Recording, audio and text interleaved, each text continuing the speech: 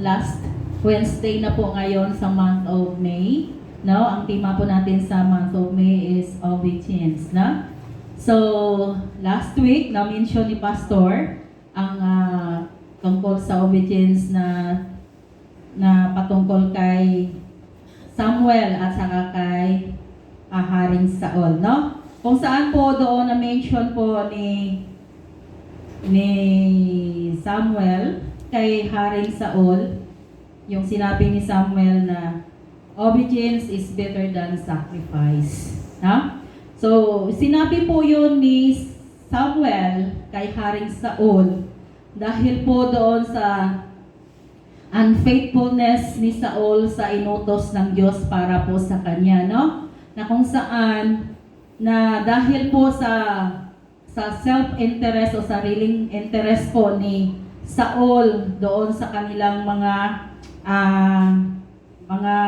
na-encounter, no, sa labanan na kung saan sinabi sa kanya na puksain lahat ng hayop, no, at tao, pero ang nangyari po, lahat ng mga pakinabangan ng mga hayop ay kanyang ni-reserve, no, o kanyang pinaiwan at nag-reason out lang siya kay Samuel na sabi niya doon ihandog daw sa Panginoon, no? So yung sacrifice po na na-mention po doon, ito po yung mga handog na sinusunog sa Panginoon, no? At ngayong gabi, ang akin namang i-share sa inyo, obedience need sacrifice, no?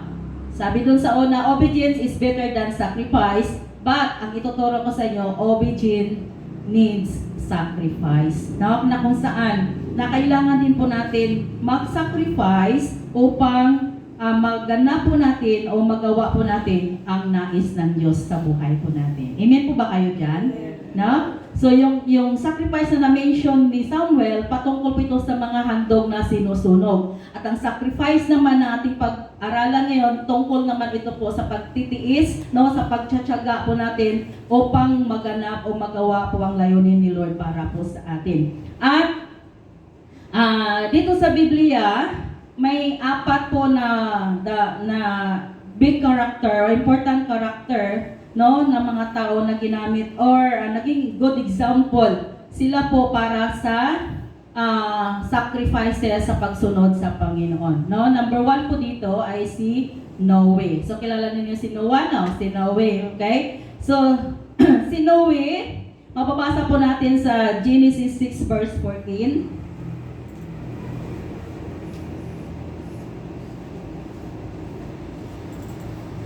Okay, Genesis 6 verse 14, sabi po dito,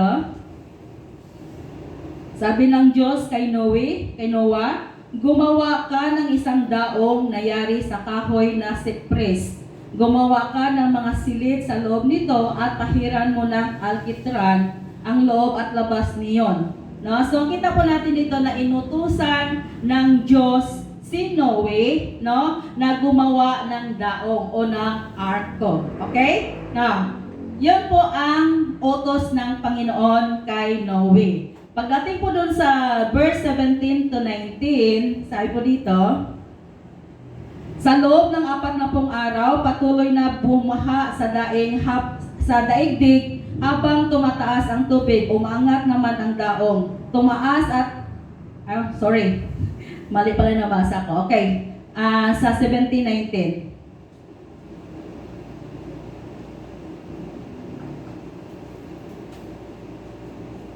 Sabi ko, palulubugin ko sa tubig ang buong daigdig upang lipulin ang lahat ng nilalang na may buhay. Lahat ng bagay sa daigdig ay mawawala. Ngunit gagawin ko ang aking tipan sa iyo at papasok ka sa daong, ikaw at ang iyong asawa, ang mga anak mong lalaki at ang kanilang asawa. Maglalagay ka rin ng daong ng isang pares. Maglalagay ka rin sa daong ng isang pares ng lahat ng may buhay na hayop, lalaki at babae, para mabubuhay silang kasama mo. So makita po natin dito, no, yung instruction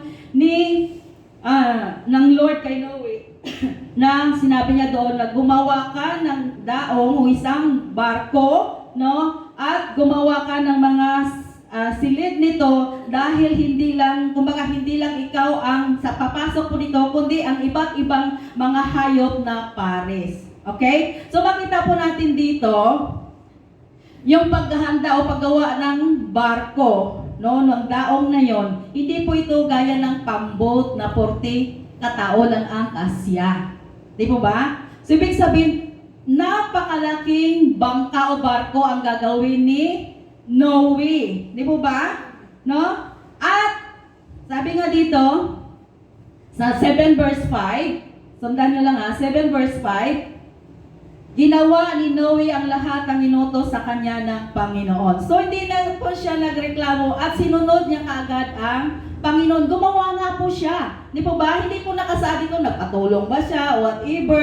Di po ba? So ginawa niya yun. At may sukat lahat ng pinapagawa ng Lord sa kanya. No? Dahil sabi po ng Lord na pababahain niya po at lilipulin ang lahat ng may buhay sa daigdig. Di po ba? So gumawa. Sumunod naman si Noe. So sa palagay mo kaya, ninyo kaya, sa paggawa ng napakalaking daong o ng bangka o ng barko, di po ba, hindi ba mahirap?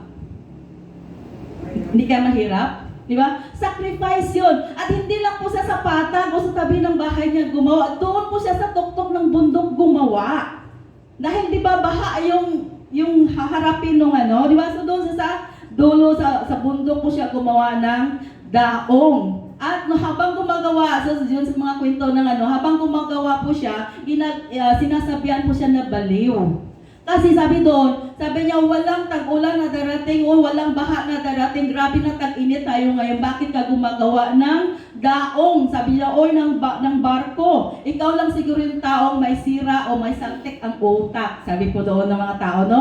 So hindi, sabi niya, nasisiraan ka na siguro ng loob kasi sabi niya gumagawa ka ng isang barko na wala namang kapahamakan na darating. Yun ang sinasabi ng mga tao sa kanya. Pero si Noah, dahil ang Diyos po nag-instruct sa kanya, ginawa niya anuman ang sinabi ni Lord sa kanya. Sa kabila po na nag-sacrifice. Ito po sacrifices ang paggawa ng barko. Malaki pa naman, hindi ito maliit lang. Napakalaki, halos malaki pa sa bahay po yun. Kasi imagine mo, lahat ng hayop, sa elephant pa lang, 2 elephant, di ba? Lalaki, babae, kaya pares, di po ba? Malaki po yun. Dagdagan pa ng giraffe, di ba? Taas ang ulo nun. So imagine mo yun, no? 2 hayop, may pares, magpares ang bawat hayop na kanyang dadalhin po doon. Di po ba? So lahat ng klase ng hayop. So kadami kayang hayop, di po ba? Ang dami po yun. Bibigyan niya lahat ng silid po yun. No, so ibig sabihin, ang laki-laki ng barko ang kanyang gagawin. No, sacrifice po ang paggawa ni Noe. Pero ginawa niya yun dahil yun po ang utos ni Lord sa kanya. Amen po ba? Now, at sabi po doon sa 7 verse 23, verse 23. Sabi dito, lahat ng bagay na buhay sa ibabaw ng daigdig ay nilipol, mga taot, mga hayop at lahat ng nilikhang gumagalaw sa lupa at mga ibon sa himpapawid ay pawang nilipol sa daigdig. Tanging si Noe ang natira at lahat ng kasama niya doon sa daong. So nakita po natin dito, nagkaroon po ng katuparan yung sinabi ng Diyos sa kanya na lilipulin niya po ang lahat ng may buhay. Okay, ang lesson po natin natutunan po dito, dahil po sa obedience with sacrifice ni Noe sa Panginoon, naligtas niya po ang kanyang sambahayan from the wrath of God. Amen? Amen? Dahil po sa kanyang pagsunod, no? Instead na reklamo, sumunod po siya kahit mahirap, ginawa niya po, no? Dahil alam niya po, pag ang Panginoon magsalita, totoo po ito. Gagawin at gagawin ng Panginoon po ito. Pero alam ko naman siguro na bago po sila umakyat doon sa bangka or sa barko, nagsalita na sila sa mga tao na sumama kayo sa barko. Pero hindi sila maniwala. No? Hindi sila sumunod kay Noe. Ipo ba? Ngayon, no, dumating nga yung baha at nilipol nga lahat ng may buhay. At ang sa loob lamang ng barko na yon, siya po yung ligtas. So, ibig po sabihin, ang laman na sa loob ng barko na po yun ay sambahayan ni Noe.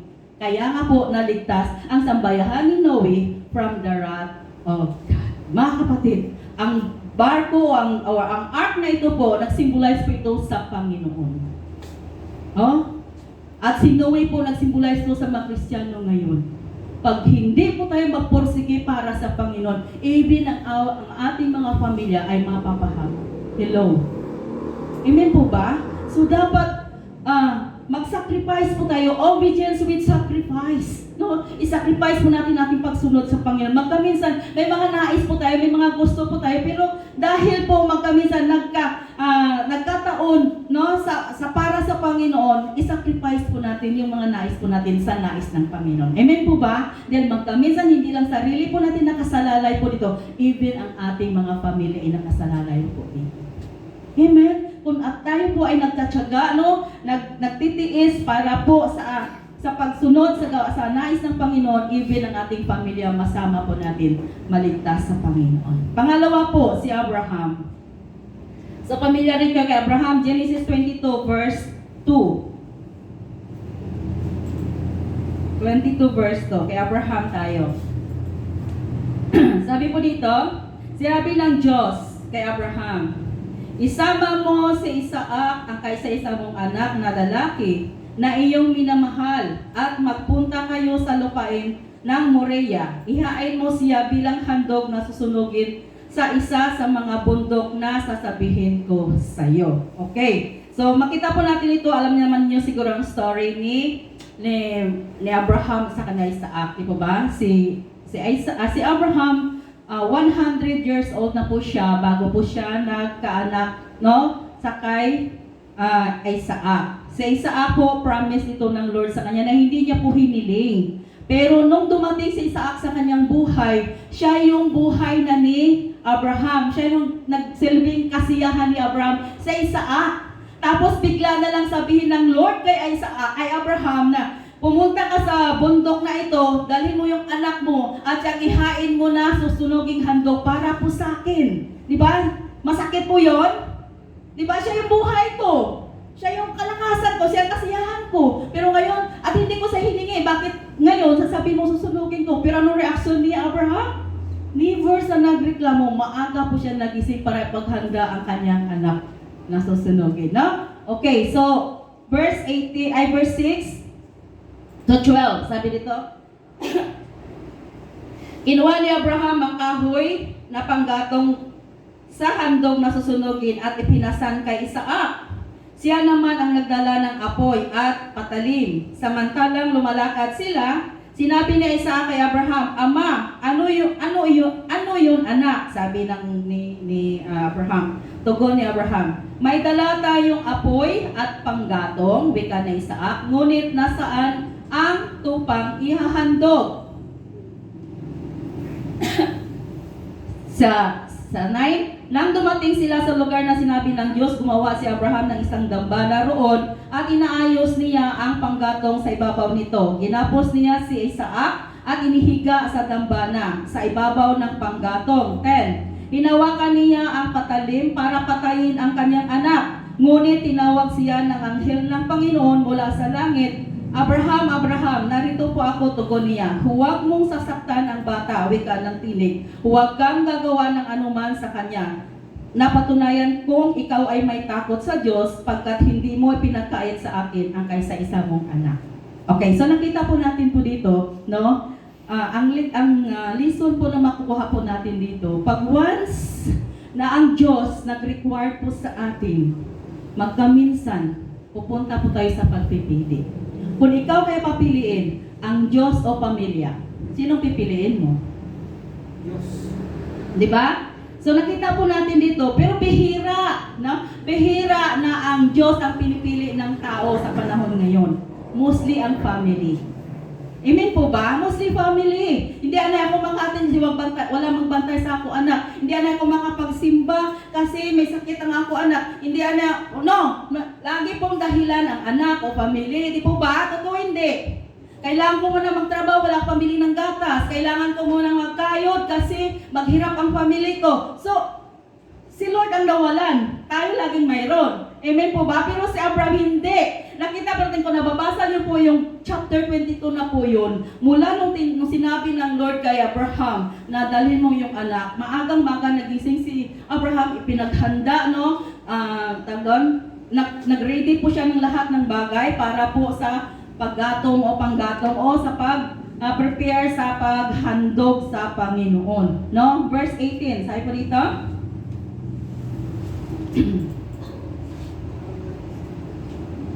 Sabi to, at sa pamagitan ng mga anak mo at ina po, pagpalain ko ang lahat ng bansa sa daigdig pagkat sumunod ka sa akin. So nakita po natin dito, anong nangyayari kay Abraham nung sumunod siya sa Panginoon?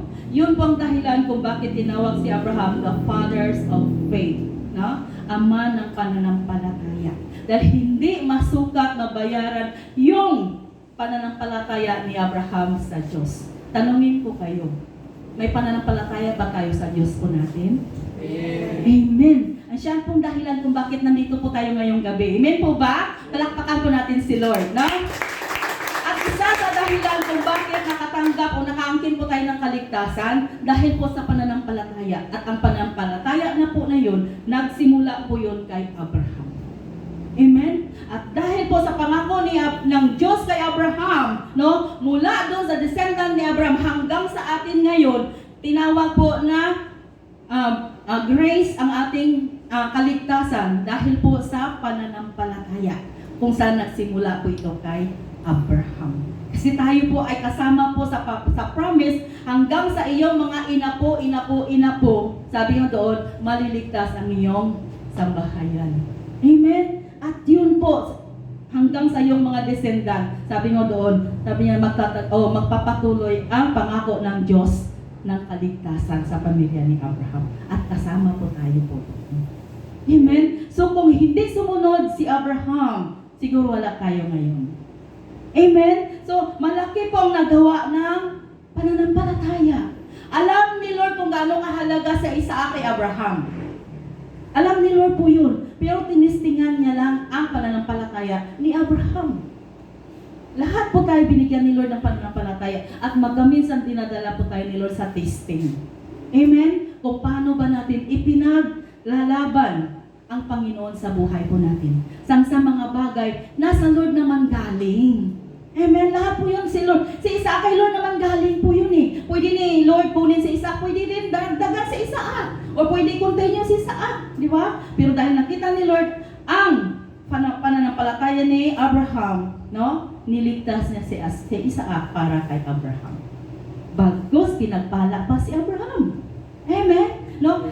Pag once na may ni-required si Lord mula po sa atin, at may sinacrifice po tayo para kay Lord, makita natin kagad mga kapatid ang kamay ni Lord kung paano sa magbi-bless po sa atin. Amen. Amen? Subukan po natin si Lord. No? Pangatlo po, si Moises. Sa Exodus 3, 9-10.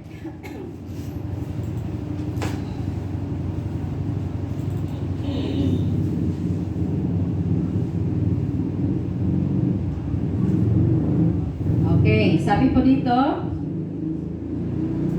nakarating na sa akin ang taghoy ng mga Israelita at nakita ko kung paano sila pinahirapan ng mga Ehipto.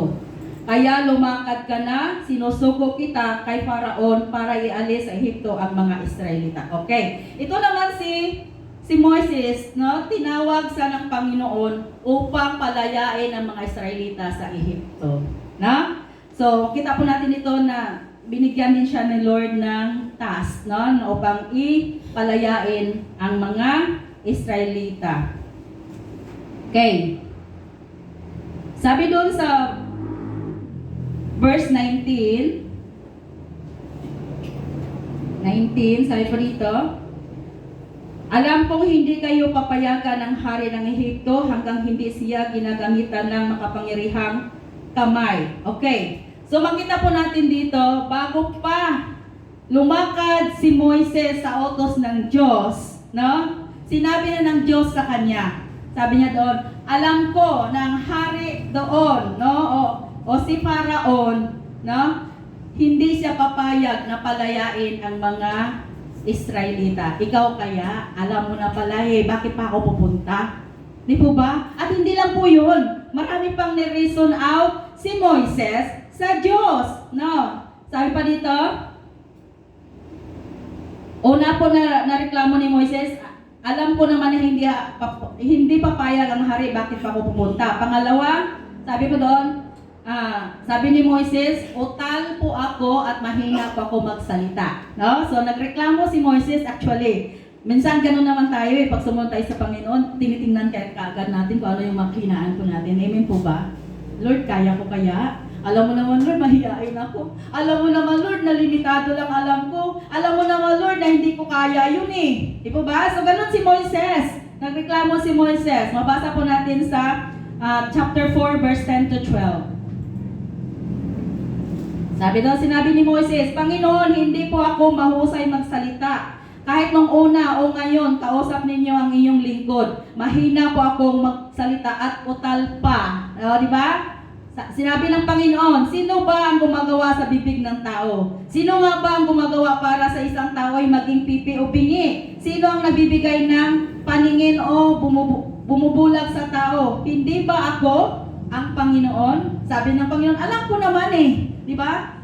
Sino ba gumawa sa'yo? Sino gumawa ng bibig mo? Sino gumawa ng mata mo? Di ba ako lahat? Di ba ba? So ibig sabihin, gusto ni Lord ipakita kay Moises, may imposible ba sa akin? No? So minsan tinitingnan natin yung mga weakness natin. Baka hindi ko kaya, Lord. Hindi pa nga sinubukan, nagreklamo na, no? Okay.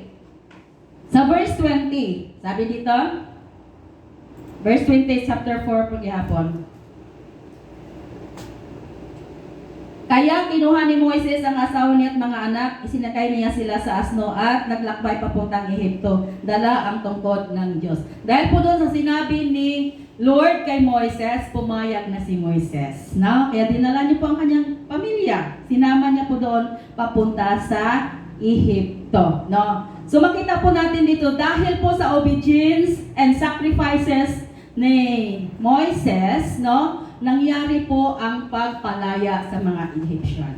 Ay, sa mga Israelita sa Egyptian. No? So makita po natin dito, nung ang Diyos personally nakipag-usap kay Moises, at sinabi ni Lord kay Moises, mayroon bang imposible sa akin? Diba? Sino ba gumawa sa iyo? No? Sino ba ang naglagay ng bunganga mo, ng mata mo, ng pag-unawa mo, ng kalakasan mo? Di ba ako lahat? Di po ba? So may banjin po natin, sino bang gumawa sa akin? Ba? Kung naging ganito ako ngayon, sino ba ang gumawa sa akin? Amen po ba? Nagkaroon ako ng kalakasan, nagkaroon ako ng karunungan, nagkaroon ako ng magandang pangangatawan. Sino ang nagawa nito sa akin? Sino ang dahilan kung bakit nakamtan ko lahat ito? Di ba ang Panginoon? Ganun po si Moises. Kaya sinabi ni Moises sa kanyang sarili, wala akong karapatan mag-reklamo sa Diyos ko. Hello?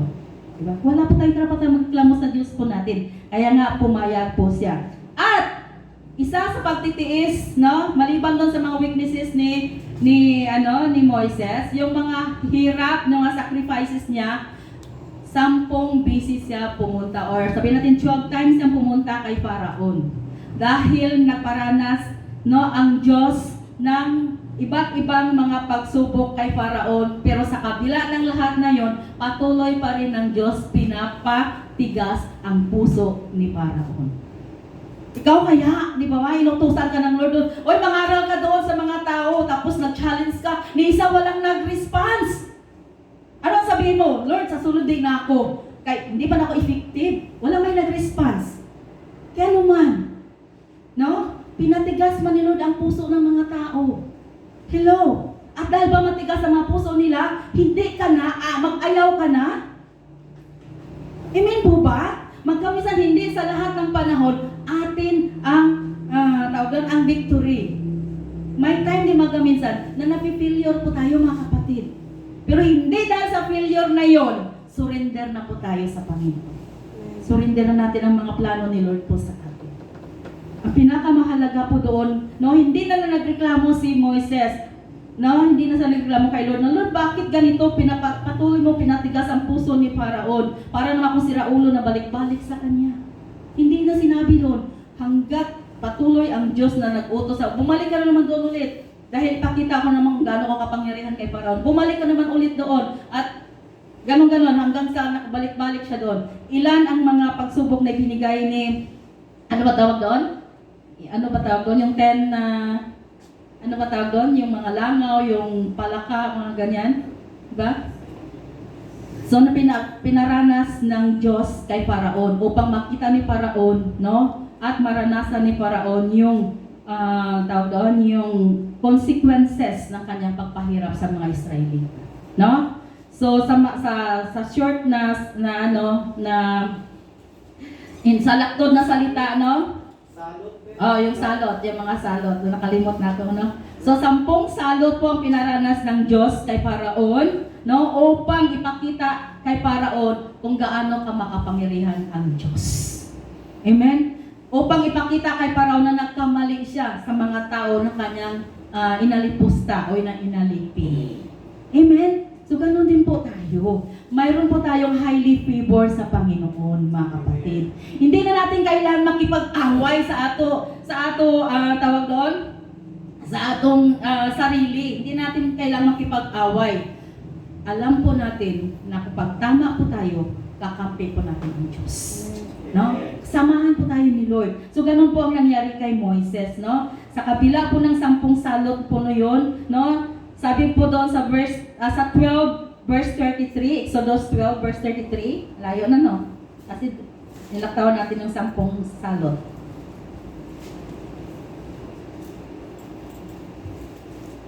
(12:33), sabi po dito,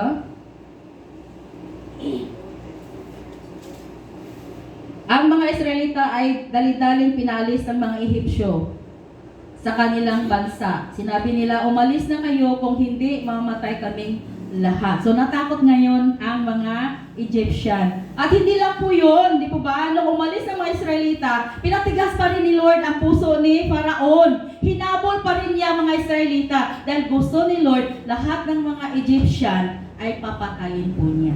No, lilipulin din po niya. Sa pamagitan doon, sa paghati niya ng dagat at pagtawid ng mga Israelita, pinalik niya po ang dagat at nadunod lahat ng mga Egyptian. Maliban kay Paraon.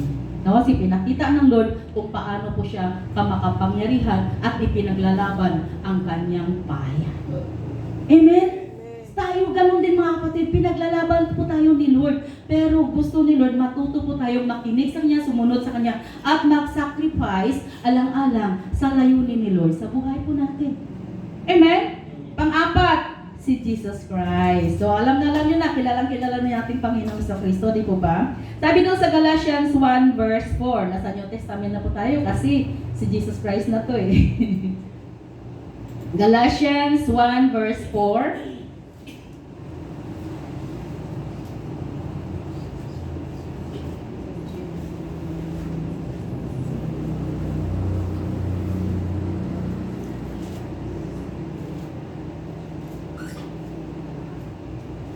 okay, sabi po dito,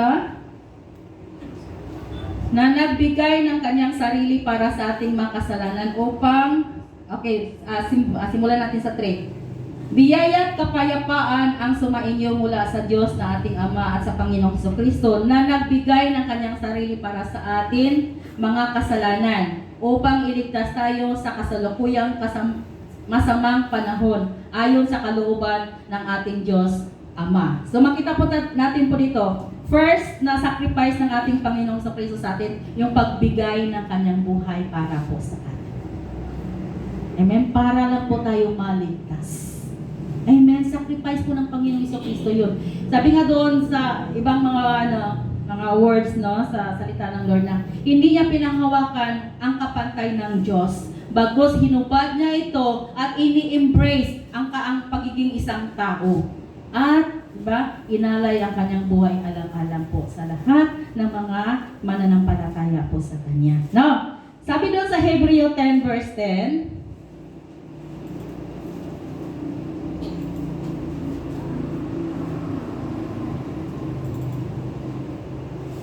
Hebreo 10 verse 10.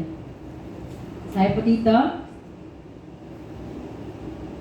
at dahil sa pagsunod sa kalooban ng Diyos, nililinis tayo ni Kristo Jesus sa ating mga kasalanan sa pamamagitan ng minsanang paghahandog ng kanyang sarili para po sa atin.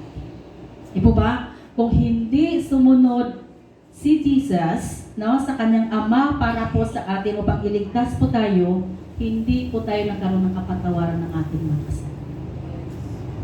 Bago pa si Jesus Christ mamatay sa krus, alam niya na po na mangyari po sa kanya yan. Kaya nga po kung natandaan niyo, kung nabasa niyo po, yung pag-inom niya ng isang cup, no? Sa isang cup na kopa, di ba? Pag-inom niya ng kopa, tapos nung nag-pray siya na kung saan tumulo yung kanyang pawis, parang dugo, na kung saan nagdalamhati siya, dahil alam niya kung anong hirap na kanyang ganasin sa cross para lang mailigtas ang sangkatauhan. Pero sabi niya doon, sabi niya, hindi ang kalooban kong masunod, Ama, kundi ang kalooban mo. Di ba? Let be it. No? Hayaan mo mangyari po ito sa atin. Amen? Alang-alang po sa atin. Nag-sacrifice po ang Panginoong sa Kristo. Amen? No. Sabi na sa Pilipos 2, verse 8 to 11. Pilipos.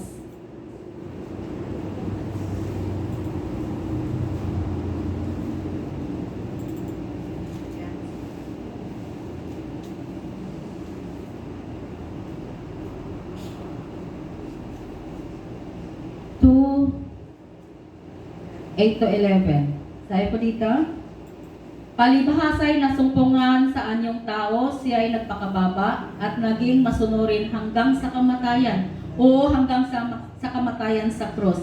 Kaya naman itinampok siya ng Diyos sa pinakamataas na dako at binigyan ng pangalang higit sa lahat ng pangalan. Nakita po natin dito, dahil sa pagsunod niya sa kanyang Ama, no, nabigyan po ng karangalan ang Ama sa pagsunod ng anak at dahil po doon, pinagpala ng Diyos si Jesus Christ at binigyan ng makapangyarihang pangalan. Kaya nga sa pangalan ni Jesus, lahat ng tuhod ay luluhod.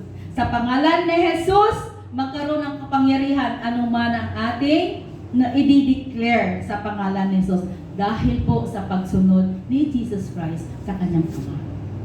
Bawat isa po sa atin, tuwing tayo po ay sumusunod sa nais ng Diyos sa ating buhay, mayroong kaagad na gantimpala para po sa atin.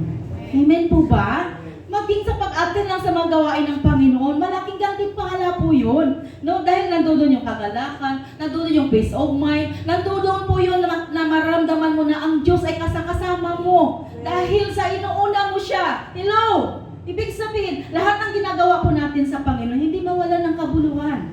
Amen po? Maging po ang ating Panginoong Hesukristo, naging good example po siya para po sa atin. No? 2 Corinthians 5:21, alam niyo na po yun, no?